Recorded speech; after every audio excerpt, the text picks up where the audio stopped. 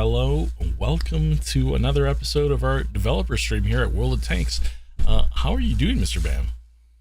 I'm doing well. We are pumping the AC here. It is a hot one. I think and a very appropriate day to be talking about the weather. Um, It was 91 earlier when we were just talking about this, and now it's 92. So 94 by me. 94 by, oh my goodness, I can't be complaining. I'm under direct sunlight here. We have no shade. It's definitely really warm out here today, but it's not only warm, but it's also, it's hot. It's very hot. And humid. Very hot day. Some quick shout outs here. I was monitoring the chat as we were getting the stream kind of going here. Dave GM, Justicone, Petty. Thanks for sticking around, guys, coming in today. Tankz0rz, of course, shout out. Welcome all. Welcome. And I did see that awesome suggestion, Carnave, E100 buff. Rocket boosters? That'd be interesting. Tempting. What are we trying to send it to the moon or something? All right. Well, we're here to talk about everything World of Tanks. Why don't we kick it off, Mr. Bam? What do we got going on for us? All right. Yeah, so this week, heads up, War Hero season coming to a very quick close. Hopefully you guys all got in as much as you can on the season challenges. Hopefully most of you have at least completed your challenge, the set of challenges, and earned yourself your tanks and get some of those extra earnings. You just have this weekend left to kind of run your way through all of that, if you guys are still kind of inching toward the level 100 stage there. But also this week, to kind of help you along some of those earnings, we do have a collection of challenge ops to help your progress along, including the name your price and pick your multiplier. This, of course, cannot be changed once you make your selection, so pick wisely. Choose whatever sort of boost that you think is more appropriate for your particular progression. You can pick between the Commander XP, or maybe you want some more direct tank XP, and of course silver if you just need a little bit more on the funds on that front. Then we also have some other silver and tank XP boosts here. Completing a set of tasks, you can earn some extra multipliers. For instance, if you complete just a single task, that will be a 1.25 multiplier. Or you can complete 2 tasks to get a 1.5 multiplier toward your silver and tank XP. Complete 3 tasks, and that's a 2 times multiplier on that front. And then we also have the same going on for our Commander XP. Complete 1 task for a 1.5 multiplier, complete 2 for a 2 times multiplier, and 3 for a full-on times 3 multiplier directly to your Commander XP. Then, of course, we have our newly released Era 3 Cold War tank, the Object 477A Molot, as showcased right here behind me. I'm surprised it was an interesting choice that I went with the key art that has kind of the wintry environments in this kind of heated day that we're experiencing here. I don't know if you have some extra art or assets to show here on stream here, Tankz0rz, but otherwise I can kind of take it away, talking a little bit about the Molot. Here we have it. Just released this past week. Massive 152 millimeter gun, dealing an alpha damage of 760 with 900 millimeters of penetration. This is a gun designed to punch through the enemy's armor and deal massive blows at the expense of a bit of a slow firing rate. It also doesn't take damage in the traditional sense. No damage can No damage can be applied to the turret itself. It is an unmanned turret, but it can be disabled if you have a well-placed shot, of course. The frontal armor on this beast here, near impenetrable, and this is thanks to its, of course, stream angles and multiple layers of ERA spaced armor. So in it plays very well as a fire support vehicle, can hold down an area if positioned well. And if you're playing as the Molot tank, do your best to always keep your front pointed toward your enemy. That will serve very well for your own success in the match itself, where you will have the most protection. Protect your sides, protect your rear, and keep your enemies at a distance. If they are closing in on you, that is when you start to become a little bit more vulnerable. Because it has just a little bit more, it's very easy to pen just on the sides and rear. Plus, We also added some yaw limits onto the turret itself that will hamper your aim and ability to defend a little bit. So you may have to reposition if players are starting to close in on your position. But if you are looking for a little bit more of a higher rate of fire with this, it does also come equipped with a secondary 30 millimeter autocannon. Very good for taking out those light armored vehicles. On the subject of the Molot here, I think we got to start this stream with our first giveaway of the day. One lucky winner for the chance to win the Molot. What do you say, Tankz0rz? I like how that sounds. Let's go ahead and start our giveaways today. So you guys know how it is. Enter in the link here provided in chat. Put in your Wargaming ID, and you'll be eligible for all of our giveaways today. Wonderful. We'll announce our Molot winner in just a few minutes here. And again, like I said before, we are on our last weekend for the War Heroes season. Something new to come on Tuesday. Just another gentle reminder, if you have some pending season challenges, this is your last opportunity to do so. And if you have been working on your season completion streak over the past several seasons in the past, aiming toward that Calliope tank that will be releasing later this year, you can still earn that extra 20% off by completing your season streak. All right, let's shift on over to some of our next week updates and offerings here. We've talked about this already earlier on. We are cresting upon our 25-year anniversary as Wargaming. Not just us as a product and game on the console platform. We are inching toward our 10-year anniversary ourselves. But the company as a whole, 25 years, quarter of a century, is coming up very soon. And back in store, we will have quite a few tank bundles and other cosmetic and boost bundles for you guys to offer, including some Crimson tanks. And you can select between, this is a popular request that comes from the players, are from the WoT collection. Yes, we are bringing back select tier 2s and 3s that have been since retired and unattainable from the tech tree list. These will be coming back as part of our Wargaming 25-year anniversary in store bundles. More details on the follow, what specific tanks those will be fairly soon in our portal article notes. Awesome. Just a quick note here. The link wasn't working when I first sent it out. It should be working now, so go ahead and click on that. Apologies for that. Good catch, Tankz0rz. All KB. I'm sorry. It was all KB. Thank you, KB. Other bundles that are coming out next week, select boosters and consumables. There will also be a Commander XP exchange bonus, where 1 gold can bag you 35 free XP, a small little increase versus the usual 25. Various cosmetics on sales and skins, and more additions coming to the store and to the game as the weeks progress on part of our anniversary. Also next week, contracts. The Long Reach is making its return, one of our mercenary tanks. This is, of course, a tank still lacking in your collection, or if you have completed all your pending contracts right now and looking to sign up for a new one, the Long Reach might be the tank choice for you. And then we have our tank of the month, the Talon T44-100. And then another weekend event coming up for the Purple Heart Recognition. This is a medal that has been awarded to those wounded or killed, while in service in the U.S. Army. And you can earn an emblem, part of the Purple Heart Recognition. This challenge op itself will require you to earn 5,000 or more XP in any given number of battles, and you can receive yourself 1 emblem per day. Awesome.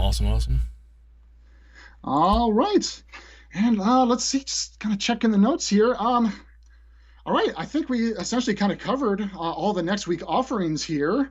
So Tankz0rz, I think let's segue on to our battle feats. Battle feats. Let's go ahead and check it out. All right, 1 second, please. Let's see.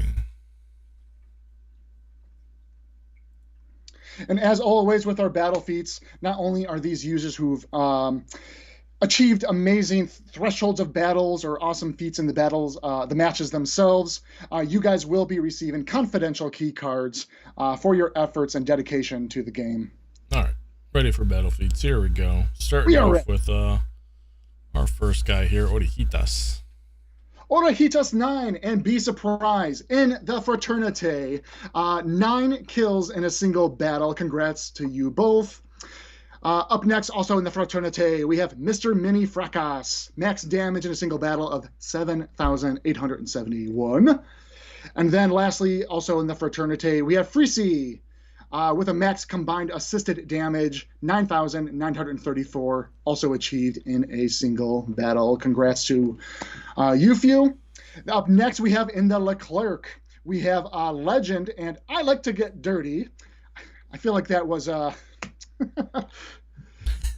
feel like they did their best to make sure they get their name read off online for me to just announce that. Thank you for that. Fun gamer tags. Max tanks destroyed in a single battle of 11 to those two. Then we have Ipstix with max damage in a single battle of 24,095, as well as max combined assist damage in a single battle of 11,003. And again, that was also in the Leclerc. And then lastly, for the Leclerc here, we have Boss Agent J with max blocked damage in a single battle, 9,395. Let's segue on to our medal showcase. This is covering some users who achieved some rare medals in the past 2 weeks. Up first, in the Fraternity, we have Ice Tankz0rz, who achieved 12 high caliber medals. And then we have Mirochiki, who achieved 9 Confederate medals. Congrats to you both. And then in the Leclercs, we have Ipstix, once again, who achieved 57 high caliber medals. And then we have Stitch 1933, achieving astounding 75 Confederate medals, also in the Leclerc. Congrats to you both. And to wrap up our battle feats here, of course, we have our users here who have crested amazing battle thresholds, starting at the 100,000th battle mark here. Quite a few individuals made this cross just this past few weeks. We have Wickedest Light, Super Turbo 65, Tupe Gun 66, 10-inch Chevy 4x4, and Eka 1955. Congrats to all of you. And then we have the 110th battle threshold, Disney Dad 111. Congrats to you. And for that 120,000th battle, Jersey Jerry 97 and DJ Spider 78. Congrats to you all. And what is it we say here, Tankz0rz? That's a lot of battles. That is a lot of battles. So congratulations to all of you, and thank you for continued awesome matches you're playing. So look forward to seeing we always hit a lot of 100,000 battles, right? Look forward to seeing the 200,000 plus. Waiting to see. We definitely announced a user or two that hit that 200,000. Right. Yeah. It's who's gonna hit that big 250, that big 300. Alrighty. And I think with that takes us over to our Q&As. I'll address this as usual. We do have a new format for handling our questions. I do my best to kind of see questions as they may crop up in the chat. We do have very much an agenda, and it's bouncing my eyes back and forth to see what's kind of going on. I'll try to pick out on things that might be of interest and value we're talking about. Otherwise, you, the players, can always submit your questions to a form that we put out. Here we go. It just went into the stream just now. And what we do is we collect the questions and we share this with the dev teams, and we try to give a little bit more constructive answers and just more meat on the bones to these answers as well. Meat on the bones. Meat on the bones. And it's also just kind of giving our, shout out to the publishing and live ops teams. They, in the past have done such a great job monitoring the chat, picking out the questions, and rapidly doing a little bit of research, digging into our data, ongoing tasks and tickets to best answer the questions on the fly. So this gives us just a little bit more leeway to get ahead of the curve and have questions well prepared in advance. Awesome, awesome. Let's see. My camera decided to disappear. First question, though. Out of curiosity, since the start of the year, which tier 10 tank was marked the most? Since the start of this year, which was the tier 10 tank that earned the most 4 marks? Mr. SBG, thank you. You were able to look this up for us here. That would be the Object 780, with only a total of 16 players who were able to 4 mark that specific tank just this year. Awesome, awesome. Let's see. Next question here. Do games ending in base captures count towards MOEs? Marks of excellence base captures, yes. Yes, they do. Oh, there we go. We have returned. There he is. Welcome back. It was getting a little bit too hot for you. It's a little too hot. Everything's turning off. Next question. Can we see the return of older maps like Live Oaks, and Kane, and etc.? Yes. Yes, you shall. Very good. Can we get a mini game with all the tier 1s and tier 2s for fun? Something that can be around permanently. We did joke around about this a little bit internally. As hopefully you guys had a chance to check out our control mode beta tests that we've run a few weeks back. This was all part of a new event battles initiative where we on the design and development team try to think of new game modes that we can better deliver more variety to the game itself over time, running more beta tests like this and being more of an event thing. Tiers 1 and 2, it's definitely a great idea and a good suggestion. Something that may eventually come to fruition in the future. But if you're asking permanently, I would say not likely. Alrighty, let's see. Next question. Is there any consideration for adding different support tanks in Cold War, such as mine lane / mine clearing tanks, or maintenance vehicles that can repair tanks over time? Interestingly enough, early on when we were developing and planning for our Cold War mode, we actually had some documentation, task tickets, and very early stage prototypes of other kind of vehicles that would work well in Cold War with very unique mechanics. As you all know, what we kind of came away with at the launch of Cold War mode was the introduction of the ATGMs and smoke grenades, True Vision, but many other things, including tanks that can do like mine layers, and then thinking about other tanks that can clear them up, were things that we considered. I can actually harken back and recall one of our tech designers set it up where you can spawn pillboxes in front of your tanks to kind of create extra fortification and just extra AI controlled stationary turrets that can fire on enemies. That was just one idea that we kind of floated around. Various other things as well. We did think of support vehicles at the same time. We talked about this one quite a bit. Like, would it be great to have a tank that can better just go around and support and just heal vehicles, repair them, etc., to keep them kind of up and going into the battle? Make like a little like tank depot where they can just kind of like drive in and like, you know, repair them or something. That'd be pretty. We're still talking about even that idea too. Some sort of stationary tank depot. This would be part of an event battle thing that we'd like to test out.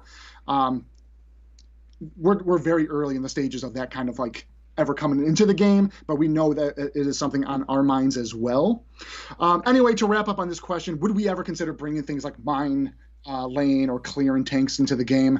I won't say never, no or never. It is something we'd like to see. We would like to introduce more mechanics, both in World War II and Cold War mode. I won't be specific that, one has to only receive new mechanics. But we want to make sure we do what is right and what feels appropriate and fitting for the game modes themselves. So maybe one day. Next question here. Is there any way that we can readjust the sun position for certain levels that have, sun on the horizon? For instance, on Sand River, it's really difficult, or it does really affect my eyes, especially since I have a window behind my monitor. the sun shines through sometimes. So this is a user dealing with two sets of sun rays casting onto their face, right? So this is something after we've launched and have kind of done our map updates. Where yes, we had some maps. Sand River, great example. Lower sunset feeling. It actually was. I think we used to have it at a different angle too, and we adjusted it because a lot of our own internal tests were kind of complaining for the same reason. This is something we're trying to keep an eye on because yes, not only can it be kind of an eye straining thing in gameplay, having the sun beam into your eyes, but it's also a balance concern when, say, you have the sun on one side of the map. Where it can cast the shadow across one team, but the other team is just constantly in the lights or, having to look at the sun as they're approaching it. That is something we are aware of, and we know there are some maps that may still have that in effect. It becomes a balance because we work with our map art team as well, and they do their best to create a very beautiful and outstanding atmospheric map. A good example was Pearl River. Early on, they created a really good picturesque version of a sunset Pearl River that looked amazing, but unfortunately, gameplay kind of suffered with that kind of sun angle. We had to make some adjustments, and it did kind of change the vibe and the mood that the map kind of had. But we are a game, and gameplay is important. Players matching up against one another, winning, earnings, dealing your damage is very important, and having things like sun in your eyes can be a very frustrating experience. So we do know that some of our maps need some updates to that. So we can follow up and try to see what we can apply. Next question here. Could we please have the return of weather effect maps, especially for Cold War? That would be something that would be awesome. Can we get night maps again or add elements like rain, etc.? So this question has come up before. We are talking about bringing back weather maps. It often turns into a conversation about creating dynamic weather. So instead, let me give you guys an example here. In the past, when we had different versions of maps, it was literally a carbon copy of the same map, maybe some terrain and object differences here and there, with just different weather, of course. What would make it a lot better for development is if we can still keep just a single map and have a dynamic weather system that may be given any percent chance loading into that map. It could be rainy, it could be nights, maybe there's snow suddenly. That is more of a direction we'd like to go, but it does require heavy resources and time on our tech art department for kind of developing a more dynamic weather system. Something that we would like to do, but no plans at the moment and much further down the road. Next question here. Can we consider making some community requested features, for example, total health pool available in settings? I see. This one has come up before as well, and I do believe World of Tanks PC has this maybe for select game modes, where it showcases the full team health and gives players a better perspective of, your team may be down 5 guys, and the other team only down 3, but collectively you guys may still have a higher health pool than the opposing team, and it could be when you see that you have less actual players available, that might seem like you have the disadvantage, but that's not always the case. Right.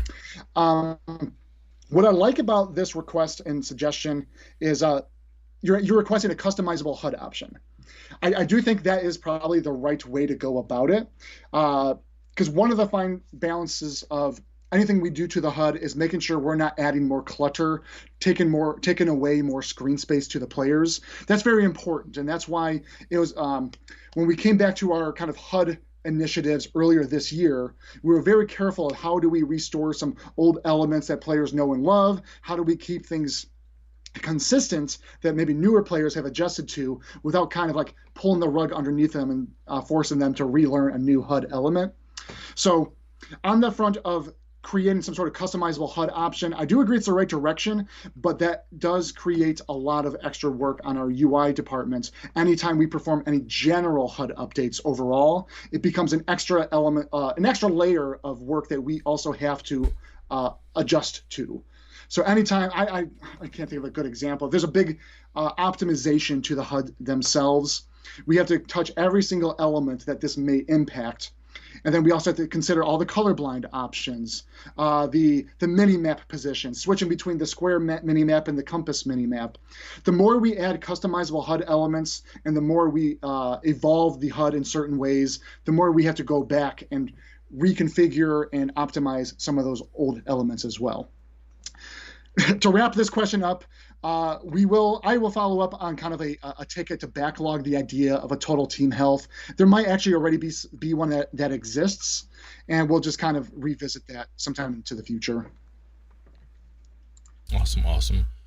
Let's see. Next question here. Would it be possible to improve equipment reinforced ammo rack in Cold War Era 2 and 3 for protection from one-hit ATGMs on easily explodable tanks? That's a good suggestion. What I'll say is we shall dig into the data, kind of see the usage of said equipment, and see if there is a benefit to have more players gravitating toward this equipment as maybe an anti-ATGM measure, maybe. It could also turn into a conversation of how do we improve the ATGM warning system. That might be another route we may take. Few options here. This is something that on design side we'll kind of brainstorm and think about. Next question here. Is there any chance that we can implement some kind of shooting range in the game so we could check penetration on tank armor? That is, in fact, something we are talking about. With the new Training Advanced menu, which offers players a chance to try out specific tank mechanics with specific tanks, the early inception of that kind of Training Advanced was a shooting gallery. And we were thinking about offering players a way to take whatever tank that they own, maybe even a rental system, to go in and like a try before you buy, just a try out your tanks and see how well they perform against select targets out in the field. So it is something we're thinking about. We don't have a current schedule in mind in which we can release something. We have a lot of other priorities in mind first, but eventually we may circle back and try to include some sort of shooting range mechanic. Sounds good. Next question. So, this is a question for you, sir. What's a question for you? So, I'll ask the question. Hey, Tankz0rz, when are you getting a 3D commander? You as a 3D commander in the game. I don't know. Let's make it happen, Bam. I'm all for it. We had this question similar like this, I think, came up last week or the week before. Mm-hmm. We're really not planning on doing any more staff commanders into the game.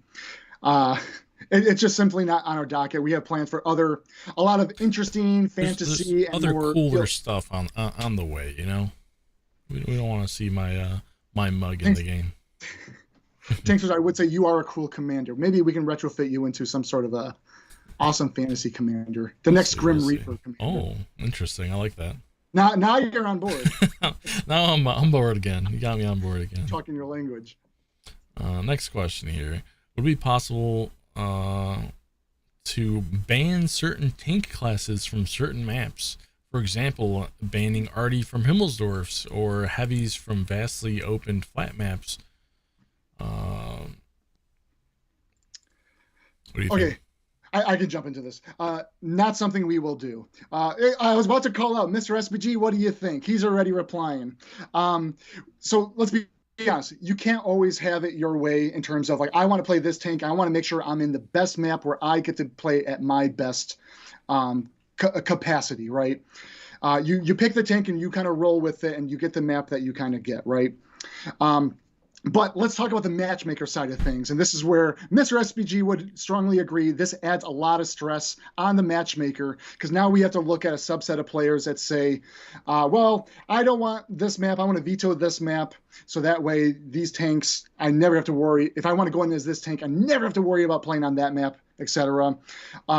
This creates a lot of balancing issues as the matchmaker has to figure out, okay, well, I want to pick this guy and he balances well with all of these other players and they have the same tanks in mind. However, we want to go into this map, but suddenly this one has to be vetoed. But then this player also has this map vetoed. This creates a whole layer of complexity to the matchmaker, and will very likely lead to longer queue times, and who knows what other sort of concerns and issues might come up from that. Mr. SBG might be a better candidate to answer a question like that.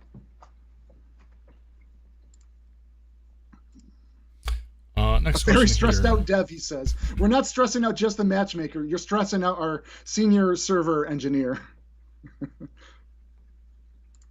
Sorry, go ahead. Next question here. Can we get a skin made for the Batchat 25T? You know what? I can check with the team. I'll see if there's anything in the schedule, their plans. I believe they have their own documentation of, tanks that would be good candidates to receive skins in the future. So I'll pitch it, and we'll see if that's something on the docket. Let's see. Next question. Is there a change? We will see slightly newer version of the Abrams from September 1999. No. Abrams aside, this is also asking, will we ever see more modern day tanks, post 90s, etc. No, our Cold War mode is very central around tanks between the 50s and early 90s, late 80s, etc. So we very much keep that into the Cold War for now.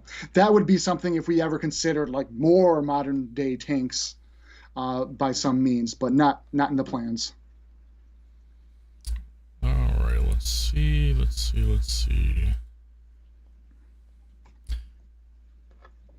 Why don't we have any Australian commanders or 3D commanders? Can we please get some Australians? Possibly with voice talent. Oh, now they got me. Well, shout out if we have if any players are tuning in and you guys are from Australia. So we are always working on various 3D commanders, both fantasy and realistic nation-affiliated commanders, true to life. And we do bring in sometimes some German, some UK, and of course US commanders from here once in a while, mixed in with a lot of these fantasy ones. We may one day release an Australian commander. I'll be sure to note to our art director that a VO voiceover would be great to include. Actually, I got an additional fun fact just on commanders themselves. So not only do we have a whole a character artists that have to work on making the models of the commanders themselves, texturing them, but we have an animator as well who does own his own mocap suit. And it's because we're in a work from home environment, we don't have a studio provided for him to step into, have all the cameras set up, and do all the animations for the commanders. So he gets into suit at home and has his own camera rigs set up to do a lot of the mocap animations for our 3D commanders, including a lot of our crazy in fantasy creatures, like Wojtek the Bear Commander, for instance. That is all animated by our animator actually wearing the suit, and of course jumping in into our tools and adding some extra finesse and tuning. Next question here. Is there any way we can show marks of excellence on all your tanks in the garage so we know how our progress is going with each tank we try to I believe we wrote up a ticket for this because this has come up before, where players would like to see their damage standing, their progress, how their MOEs, which tanks are getting closer to that 3 mark, 4 mark. This came up as a suggestion and improvement that we could add into the tank stat display. Now, it's worth noting that tank stat display is pretty full as it is. And we are thinking about how we can add some more dynamic information that can include, when you complete a battle, and we can grab directly from your profile stats tab to dynamically show that in an update on the stats panel. We do have to balance whether or not we have to add more UI information in there, but it could overcomplicate, be a little bit too busy to look at. And we also don't want to take up more camera space in your garage to kind of still keep things clean. So we're still trying to figure out how the best way to go about it. Maybe it's another tank stat panel that you can slide to and shows a little bit more. Just know we have a ticket improvement on it, and when we can get to it in our schedule, we can try and see what we can do about it. Awesome. Let us see here. Next question is Malanovka Encounter. Part 2. Part 2. Oh, so really quick, Take it I away. saw this question come up, and I'll let you read off the rest of it. We did answer a question last week. Someone submitted asking about Malanovka Encounter, and we gave a brief answer on that front. So I have to imagine this is the same user with a good follow-up, so we'll be sure to tackle this one today. Go ahead, Tankz0rz. Let's see. Can other factors besides win balance be used to judge if maps are worth having in rotation? Maybe game length might be worth to look at. If one team goes for the cap and the other one doesn't, the game is over in a few minutes. Unlike the standard game where the Malanovka is virtually impossible to cap quickly. So, did a little bit of data digging on this one. So we got some data to provide you guys, and we'll give some clarity here. So the first set, what we're looking at, let's talk about Malanovka Encounter. What we are taking a look, specifically World War II, tiers 7 through 10. The top set of bar graphs that you see here is Encounter mode. The bottom set of data is Standard Battle, just for comparison. So you were asking, like, is there more that can be considered that's not just win rate? Here's some examples of other things that we take a look at here. Note that not all of this is always actionable. It's just information, and sometimes we try to see if there is, in fact, something that jumps off the page, like, hey, that's interesting. Why is that happening? And should there be something we do about it? So let's take a look. If you jump on over to that kind of pink bar, the average match time in minutes.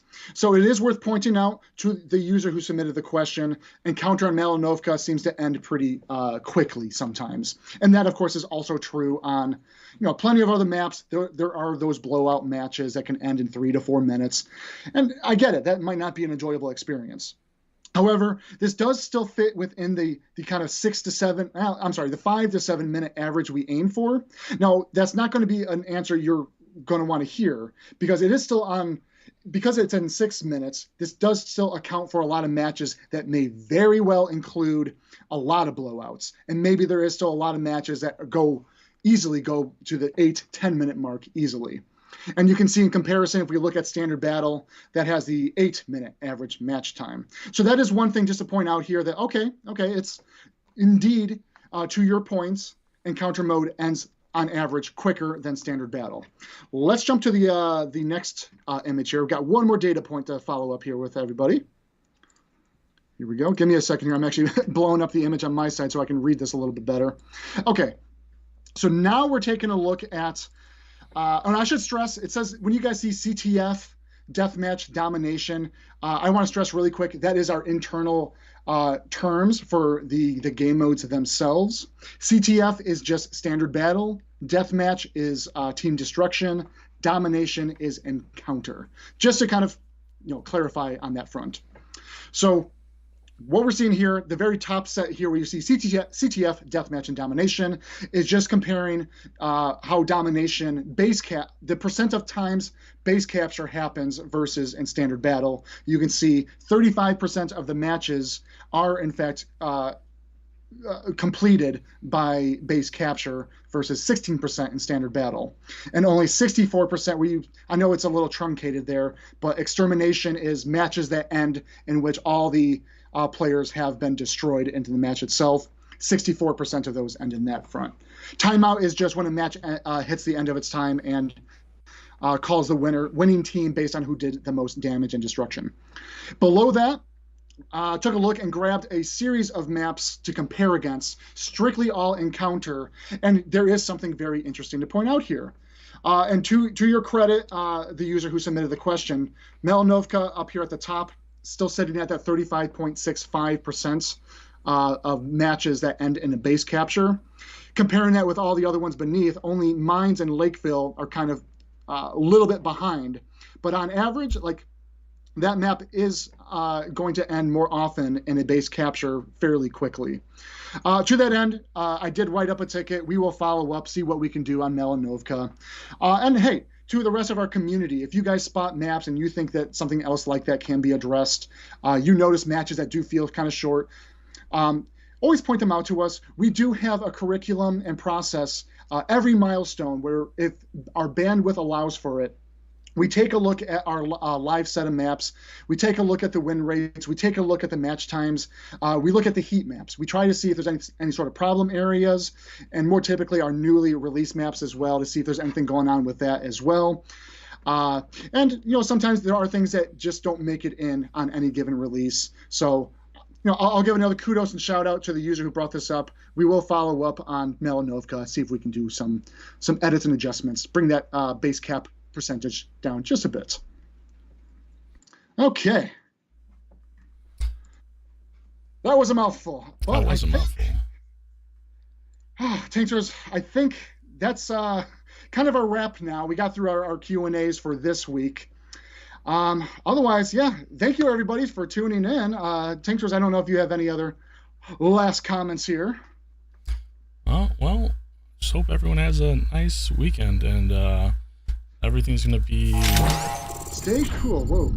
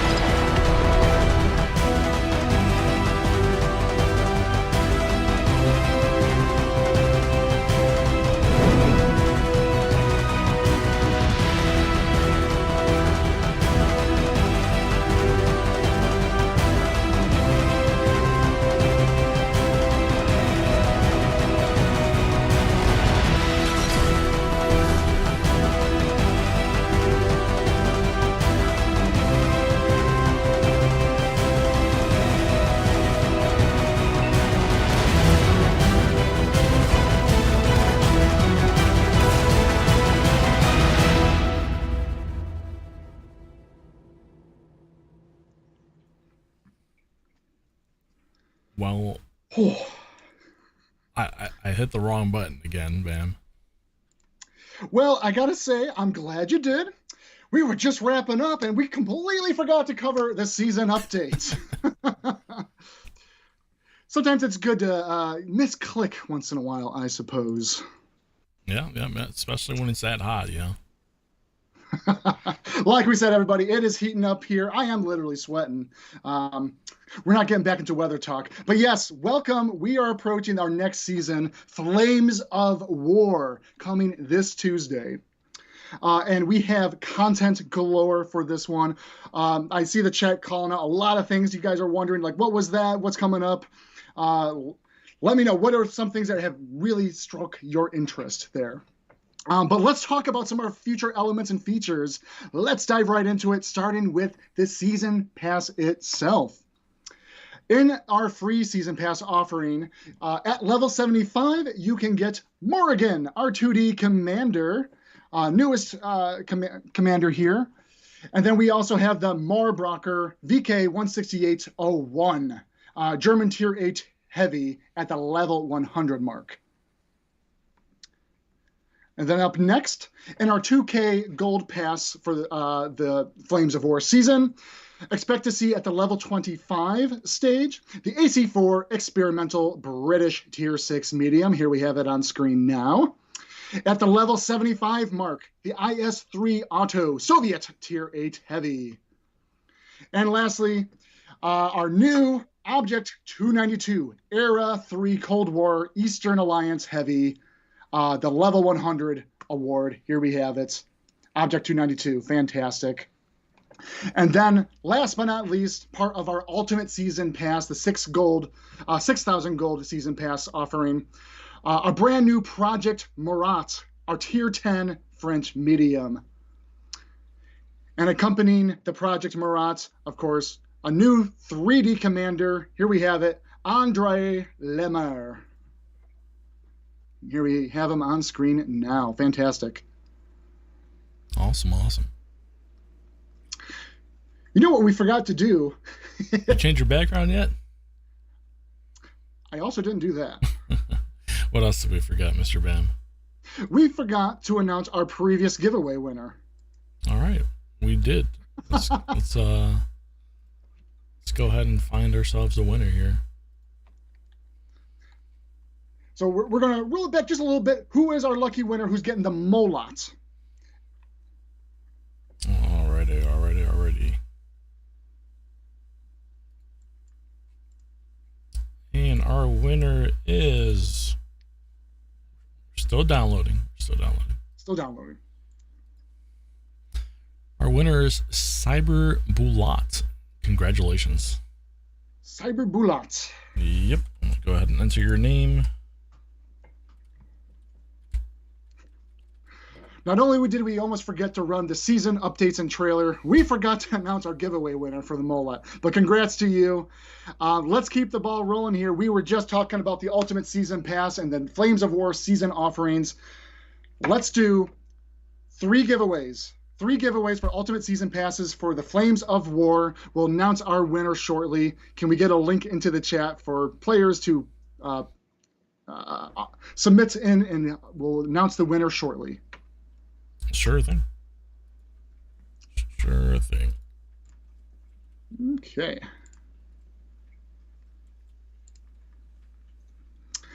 So let's talk a little bit more about what the Flames of War season is all about and what's coming. Starting with the Project Molot. This, of course, is our new French Tier 10 medium tank. This one comes with great mobility thanks to its high power, weight ratio, and top speed, and allows you to get into position and relocate as the situation calls as needed. It does mount a 3-round autoloader capable of dealing 1,170 burst damage, but due to this, it does perform best as a support role vehicle, so you can inflict massive damage and then take cover while you reload. The gun depression is fairly superb, with up to 12 degrees, allowing it to use ridgelines very effectively and without overexposing your tank. You will want to fire from a stationary position, as it will have poor accuracy while moving due to the high speeds. And then, of course, let's not forget the Object 292. This one comes equipped with a large 152mm gun capable of punching through some serious thick armor and dealing massive blows of damage. Good overall mobility to get into position and adapt as the battlefield changes over the course of a match. And as, of course, per usual, all the details that provided on the season pass themselves, the details on these tanks, will be added to our portal article after the stream. Portical, I like that word. Our porticles. Nice. Our portals. I saw a few people excited about a returning map. Did we ruin the surprise last week? Yes, an urban map is making its return. Ruinberg is back. This is a close quarter urban map with the east side being a little bit more open ended for a lot of long range firing. This map will be made available World War II tiers 3 all the way to tiers 10 and in all eras in Cold War. Funny enough, this was a map that was quite exciting to play in Cold War. It was a little bit concerning if it might have been feel too small and maybe players would clump up. But honestly, the urban maps do work really well, and dividing it between a more open field on the east versus the west lended very well to the gameplay. And then we are also approaching, we mentioned this before, our Wave 2 of the Cold War medals.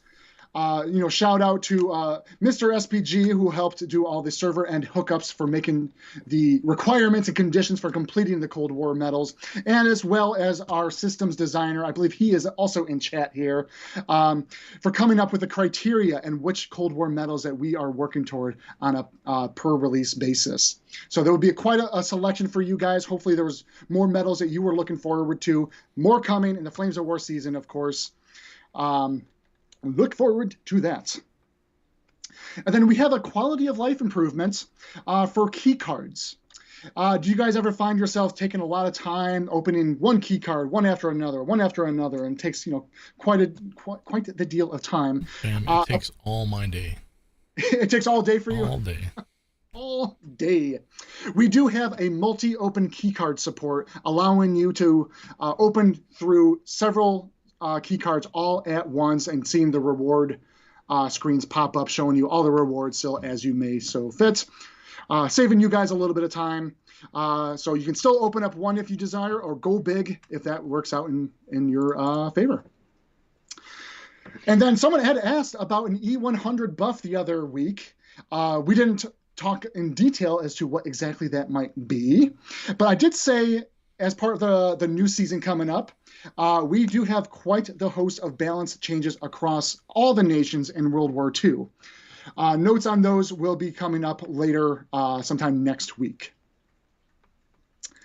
And last but not least, who here is sick of the flaming hot puns here? Talking about the weather, talking about the heat. You guys probably saw it. Yes, flamethrowers are coming to World War II and part of our Flames of War season. We'll have much more to share on the details and what tanks might be coming equipped with flamethrowers in the next coming weeks. Our content team is working hard to make sure we have all of our game guides and articles ready for the release of flamethrower tanks, but we guarantee they will raise the temperature once they make it to the battlefield. Well, I'll tell you what temperature's been raised. It's been 2 degrees hotter here since we started. So it is a hot season. All right, all. That is the Flames of War season starting this coming Tuesday. Check it out. Dive right in. With that, Tankz0rz, who is our 3 lucky winners? Who is receiving the ultimate season passes? I'm all thrown off here. I was about to end the stream. I was gonna say, all right, thanks everyone. We still have the giveaways. We're very forgetful today, aren't we? Mm-hmm. All right, we're choosing 3 winners here. 1, 2, 3. And our winners are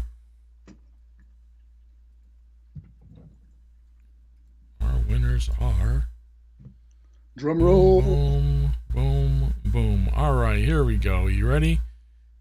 CZE, so Charlie Z Echo. Congratulations. We have Pen Fam. Congratulations. And Baked One Dean. And congratulations. I thought it was baked beans. I want some baked beans. I almost read that incorrectly. So congratulations, Baked One Dean. And can I do a quick shout out here? Yeah, go for it. Shout out to Jeff Gregg here in the chat. Thanks for tuning in. Our former lead game designer. Hope you are well, sir. Glad to see you in. And yeah, it's actually, he put in a very interesting development insight. We had flamethrowers in mind and early prototype development going way back into the Xbox 360 days. And here we are at last. Was the first time we had one was it the Centennial tank, right? The 100 years of tank? For the Mark 1 event, yes. Mark 1, right? Yes. Yeah. So. Yeah, Aim for Us called it out with a World War I mode. Yep. Cool. Alrighty, well, that actually really wraps it up for us this time. This time for sure. this time for sure. Thank you everyone for hanging out with us and checking out the new Flames of War season here. Should we take a look at it one more time? Let's roll the clip one last time. We'll roll it one more time, and then we'll raid one of our community contributors. So if you're on Twitch, stick around, and we'll go say hi to someone who's streaming. So for everyone else, stay cool, have a nice weekend, and we'll see you next time. Have a great weekend. Roll out.